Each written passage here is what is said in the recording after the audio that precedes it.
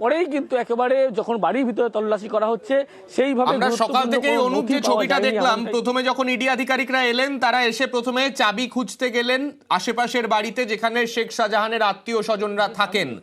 আবার যখন কিছুক্ষণ আগে তারা বেরোলেন সেখানেও তারা একটা চাবির খোঁজ করছিলেন, সেটাও তারা গেলেন আশেপাশের বাড়িতে, কিন্তু কোনো ক্ষেত্রেই তাদের কোনো সহযোগিতা চোখে পড়ল না।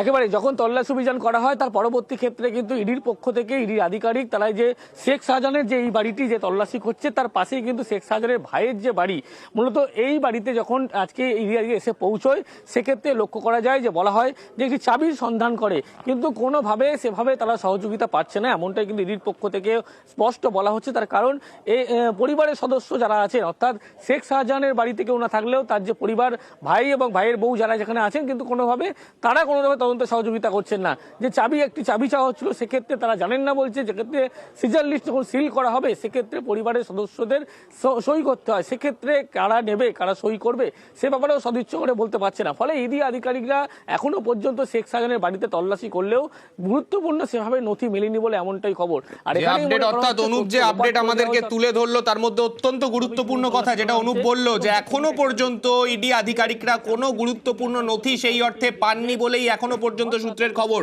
এবং তার থেকেও বড় কথা, যেগুলো পাওয়া গেছে সেগুলো কিছু বাসনপত্র এবং কিছু জামা কাপড়, যা এখনো পর্যন্ত এই তদন্তের সাপেক্ষে গুরুত্বপূর্ণ নয় বলেই মনে করা হচ্ছে। এবং এই গোটা যে তদন্ত প্রক্রিয়া চলছে তাতে আখেরে কি কি পাওয়া যাবে সেই দিকে আমাদের নজর থাকবে।